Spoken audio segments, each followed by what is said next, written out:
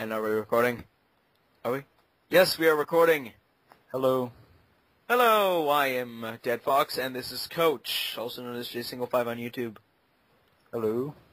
And we're going to be doing a little, what do you call it, review, you could say, of Star Wars: The Old Republic. The newest and greatest MMO made from BioWare. Mm-hmm. BioWare always does a good job. Yes, quite. They haven't disappointed me yet. Mass Effect 1 even wasn't a disappointment. It was a really good RPG game. Especially when you look at it from the standpoint of how and when it came out. Yeah, I mean, it came out in 2007. That's like Halo 3 years. Yeah. That came out like when Halo 3 did, so taking a look at Mass Effect 1 and then taking a look at Mass Effect 2, that's a 3-year time gap.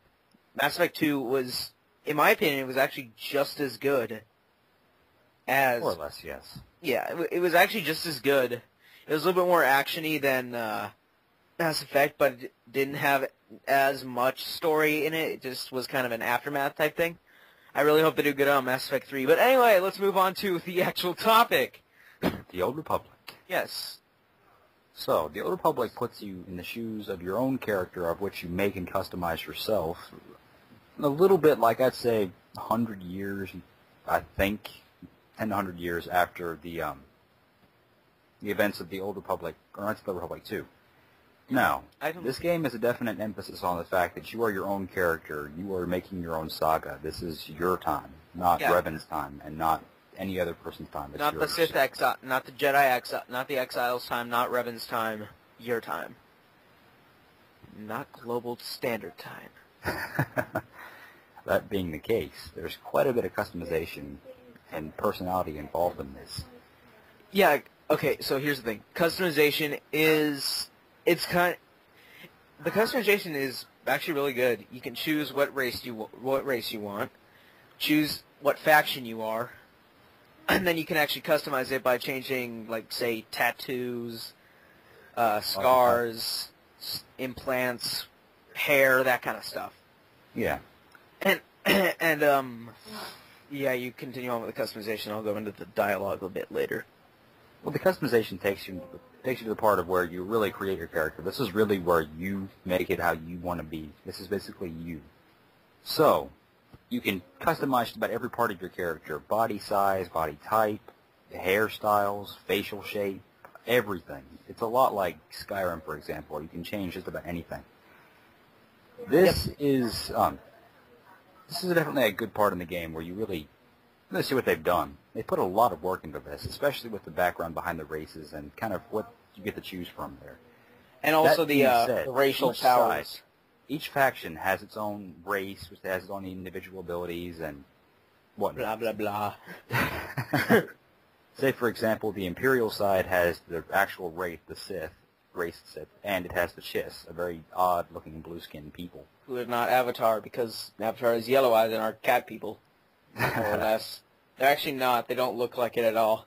Then the Republic has this odd, I want to say Zen-type race of, I don't remember their actual name, but it's basically a green-type people that are very, very, very attuned with the Force.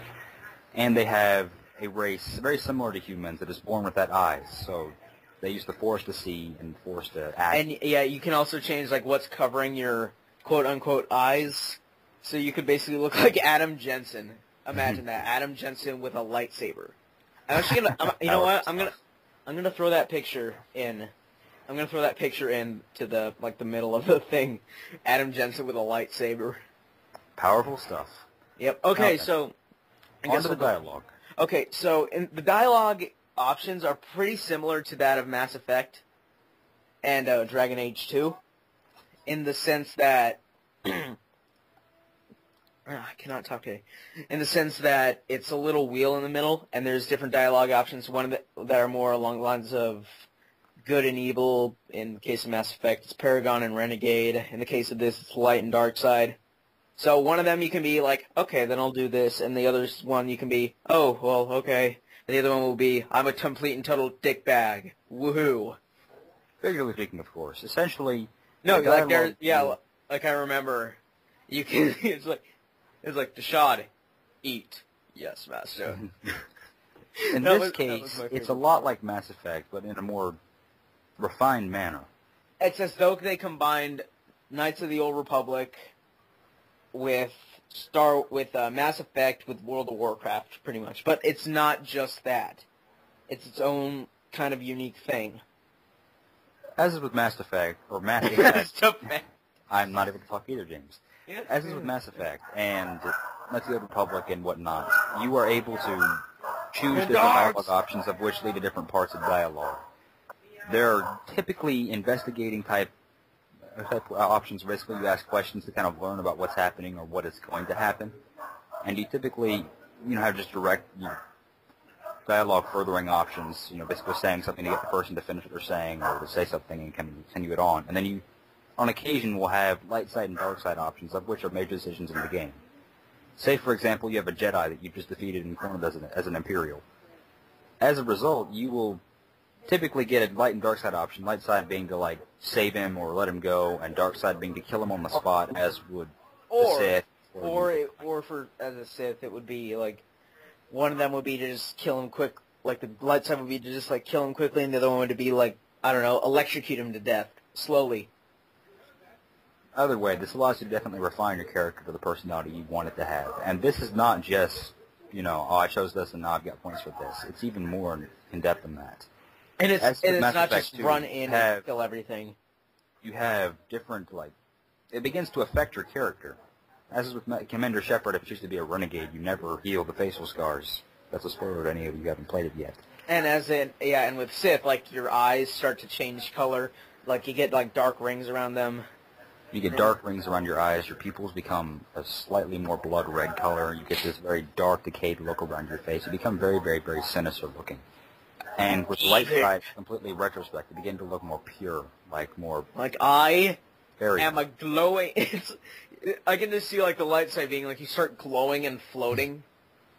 And you're, your eyes become a bit lighter. You start speaking in, a reverbed voice that, echoes across the room and everything around you is blue for some reason. And it's I am the voice of gods. You are not worthy. You just, stretch your hand out, and the guy explodes. I want that to happen. Back on the topic, though. Yeah. This definitely allows you to change your character in the way that you see fit.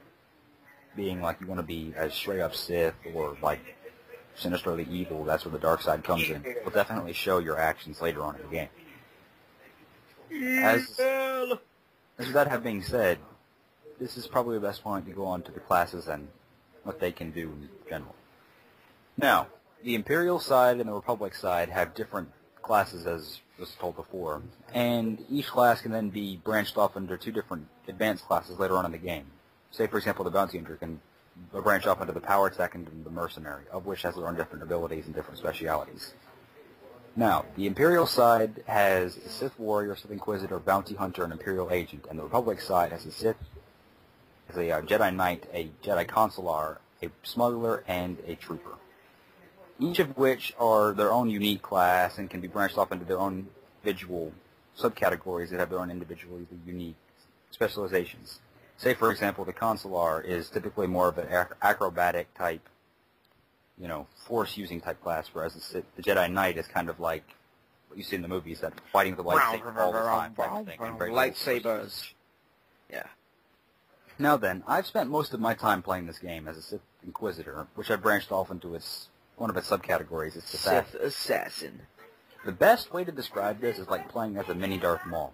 You have all these very, very, very acrobatic type lightsaber movements and force interjections like lightning, for example. Do a barrel roll, pretty much. Darth Maul doing a barrel roll off the edge of the reactor after being cut in half. It's definitely something. It's definitely something else when you have a class you can make into something completely different than what you'd expect from something like World of Warcraft, where a warrior can become the warrior that does those two things. In this game, it's a lot more than that. It's kind of hard to explain on its own. You have to kind of see it yourself. Yeah, we'll actually show this later when we do the little Let's Play of it, remember? Let me tell you this. It's something they really put a lot of work into, and that was one of the parts that really stuck out to me the first part I started playing the game, was just how much they actually put into this. Yeah, and let's see what else. The graphics are pretty good for an MMO. Actually, really good for an MMO. As a single-player game, pretty good. As just in comparison to single-player games, which, you know how in single-player games, usually the graphics are better because it doesn't have to worry about the... Yeah, so it's actually pretty good if it were a single-player game, and it's, like, freaking amazing as an MMO. So, yeah. This game seems to be the epitome of what everything WoW did right and everything they've learned from since they started. Everything BioWare has done, and everything that WoW has done right, pretty much, is put together into one big awesomeness. Granted, that description alone hardly does it justice. It's definitely something worth checking out and investing time in. Yeah. I mean, it's kind of like WoW, because it's got, like, the same amount of skills that you can have in the little bar there, and it's also got the security key, but, yeah. It has a lot of the same things that WoW has started to do. But it's in no way is it a WoW clone. Because you see, in World of Warcraft, it's gotten to the point now where character specialization, you have a talent tree, and you choose one talent, branch, and then you have to branch it off into those little individual but remember in WoW, you there's can always a defined, correct specialization that you must follow in order to do good in anything later on in game. Otherwise, you're kind of worthless. You become worthless and expendable to the Sith. This, although it's still a expendable fledgling game, so whether this will happen to the Old Republic, I have yet to see. I really hope they come out with... Actually, kind of... It seems as though this was definitely done with the idea in mind that you create your own kind of branch, right? How you want your character to fight and how you want your character to be. I honestly hope that they come out with an expansion, but it's more of an expansion than it is just it affects the actual gameplay of non-expansion people. So, yeah, I actually hope they come out with a good expansion this time. Or with, like, DLC or something. Mind you, it's also been out for, like, I'd say a month, maybe. Yeah. Yeah. It's recently come out. It's very, very, very recently came out. I'm actually wondering if I should maybe sometime get, like, the collector's edition. Because that comes with, like, a whole bunch of stuff. It does, and Because unlike most things, like, for example, World of Warcraft, you have a lot of material possessions in real life, and a lot of them are cool. I'm not going to bash them. But it definitely... A lot of these things are something that the average person that gets the edition would really... I don't say they'd really care much for. I mean, like... Although it seems to be meant for people that really want to get the items, kind of describing what's happening. Yeah, you can get a freaking Battle Droids stat thingy that they write in Episode 1. With this one seems to focus a lot on what people really seem to care about, and that is stuff in game that will last you throughout the whole game. That's kind of like a reward for your loyalty to them. And here's the thing: to spend more for it. Yeah, I know World of Warcraft has like those action figures that you can get of like your own character and stuff, but this is freaking Star Wars. There have been action figures out for this stuff since like the '80s, since like after your parents were born.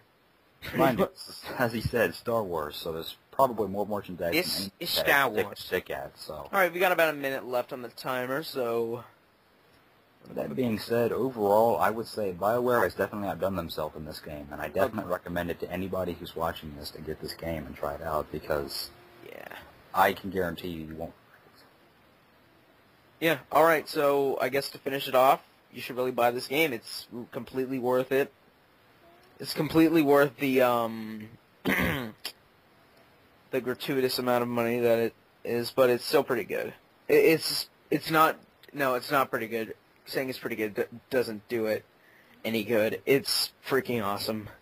And we are counting down 52, 51. All right, so I guess to finish this off, I am Dead Fox. And I am Coach. And saying Happy New Year. Amen. Bitches.